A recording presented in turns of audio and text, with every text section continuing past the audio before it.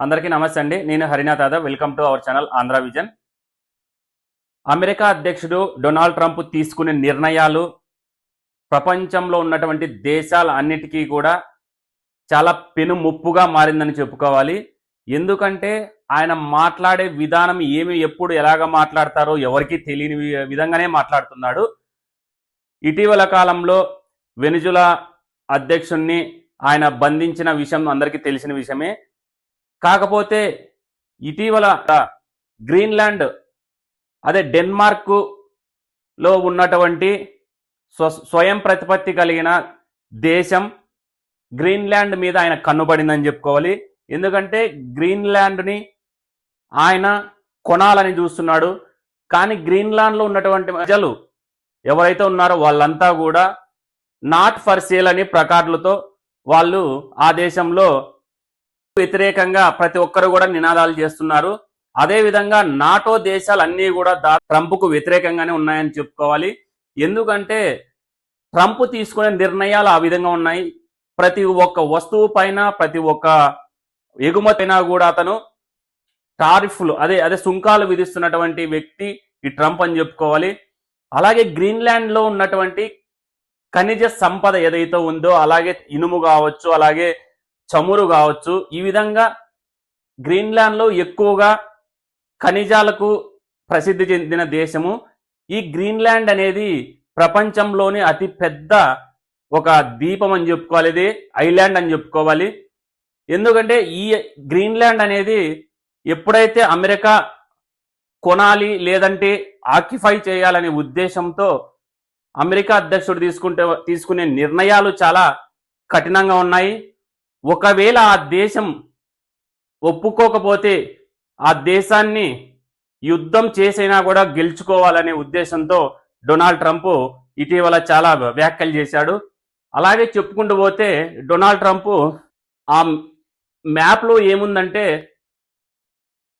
2 AI generated చిత్రాలను Trump సోమవారం రాత్రి పోస్ట్ చేశారు. ఒక దాంట్లో ఐరోపా నేతలతో గ్రీన్లాండ్ గురించి చర్చిస్తున్నట్లుగా ఉంది. అలాగే ఈ సందర్భంగా అమెరికా, కెనడా, వెనిజులా, గ్రీన్లాండ్ మ్యాప్లపై అమెరికా జాతీయ జెండాలు ఇంపోజ్ చేసిన చిత్రం కనిపించింది. మరో దాంట్లో గ్రీన్లాండ్లోని మంచు కొండల్లో అమెరికా జెండాతో ట్రంప్ ఉన్నారు. ఆయన వెనుక ఉపాధ్యక్షుడు జేడీ వ్యాన్స్, విదేశాంగ శాఖ మంత్రి మార్కో రూబియో ఉన్నారు. ఈ చిత్రానికి గ్రీన్లాండ్ అమెరికా భూభాగం 2026లో ఏర్పాటైందని క్యాప్షన్ కూడా ఉంది. అలాగే గ్రీన్లాండ్ స్థావరానికి ప్రత్యేక యుద్ధ విమానం కూడా పంపారు అమెరికా అధ్యక్షుడు. అక్కడే అంటే యుద్ధం కూడా మేము సిద్ధం అన్నట్టు అమెరికా అధ్యక్షుడు అక్కడికి వెంపడ. గ్రీన్లాండ్ చుట్టూ అంతర్జాతీయ స్థాయిలో ఉద్రిక్తతలు పెరుగుతున్న వేళ అమెరికా కీలక నిర్ణయం తీసుకుంది.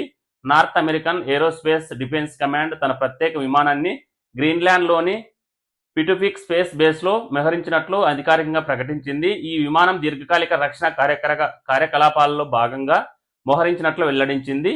ఈ విమానం అక్కడికి చేరుకోనుంది.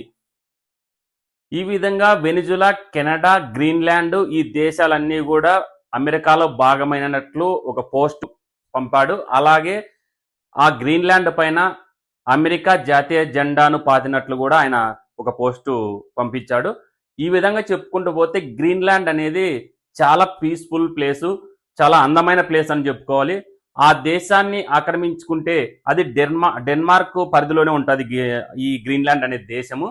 ఈ గ్రీన్లాండ్ని ఆక్రమించుకుంటే మనకు రక్షణ వ్యవస్థ చాలా పెద్దదిగా ఉంటుంది అన్నట్టు డొనాల్డ్ ట్రంప్ భావిస్తున్నాడు.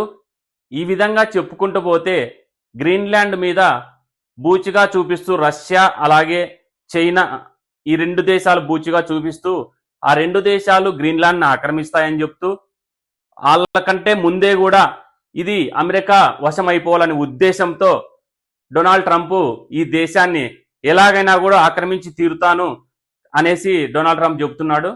గ్రీన్లాండ్లో గోల్డెన్ డామ్ అనే రక్షణ వ్యవస్థకు సంబంధించి అమెరికా అక్కడ ఏర్పాటు చేయాలని చూస్తుంది.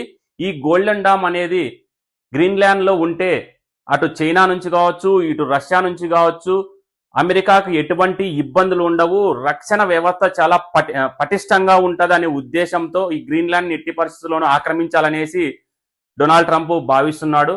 అలాగే నాటో దేశాలన్నీ కూడా దీనికి వ్యతిరేకంగా ఉన్నాయి. వ్యతిరేకంగా ఉంటూనే నాటో దేశాలన్నీ ఏకతాటిపైకి వచ్చి అమెరికా మీద యుద్ధం ప్రకటించడానికి కూడా వెనుకాడం లేదు. ఒకవేళ అమెరికా అండ్ నాటో దేశాలు యుద్ధానికి దిగితే అమెరికా సైన్యం ముందు, అమెరికాకు ఉన్నటువంటి రక్షణ వ్యవస్థ ముందు ఈ నాటో దేశాలు తట్టుకోవనేసి కూడా చెబుతున్నారు. అలాగే చెప్పుకుంటూ పోతే నాటో దేశాలు దాదాపుగా రక్షణ వ్యవస్థకు సంబంధించి 70% ఆర్థికంగా అమెరికానే సాయం చేస్తుంది. ఒకవేళ నాటో నుంచి అమెరికా బయటికి వెళ్ళిపోతే నాటో పరిస్థితి ఏంది అంటే ఆర్థికంగా చాలా ఇబ్బంది పడతాయి నాటో దేశాలు అనేసి కూడా అమెరికా ఈ విధంగా దీన్ని అలుసుగా తీసుకొని నాటో దేశాలని కూడా భయపెట్టి ఎలాగైనా కూడా గ్రీన్లాండ్ని ఒప్పించి గ్రీన్లాండ్ని అమెరికాకి ఇవ్వాలి అనేసి నాటో దేశాలను కూడా ట్రంప్ బెదిరిస్తున్నట్టు కూడా మనం చూడవచ్చు. ఈ గ్రీన్లాండ్ మొత్తానికి చూసుకుంటే ఖనిజ నిక్షేపాలు ఎక్కువ, అలాగే ఇనుము, అలాగే చమురు, ఈ విధంగా చెప్పుకుంటూ పోతే అక్కడ చాలా అధిక ఆదాయాలు ఉన్నట్టు అమెరికా భావించే ఇవన్నీ చేస్తుంది. ఇంకా వేరే ఉద్దేశం లేదు. వ్యాపార లావాదేవీల్లో భాగంగానే అమెరికా ట్రంప్ ఇలాంటి నిర్ణయాలు తీసుకుంటున్నారు, గ్రీన్లాండ్ ని ఆక్రమించాలనేసి అంటున్నారు. ఇది ఈ విధంగా ఉంటే డెన్మార్క్ మాత్రం ఎట్టి పరిస్థితుల్లోనూ ఈ గ్రీన్లాండ్ ని మేము వదిలిపెట్టే ప్రసక్తే ఉండదు. దేనికైనా ఎంతవరకైనా యుద్ధం చేయడానికి కూడా మేము నాటో దేశాలన్నిటికీ మేము కలుపుకొనే మేము యుద్ధం చేయడానికి కూడా సిద్ధంగా ఉన్నామనేసి ఈ డెన్మార్క్, ఈ గ్రీన్లాండ్ కూడా భావిస్తున్నాయి. ఈ విధంగా ట్రంప్ తీసుకునే నిర్ణయాలు ప్రపంచ దేశాలన్నీ కూడా చాలా వ్యతిరేకిస్తున్నాయి.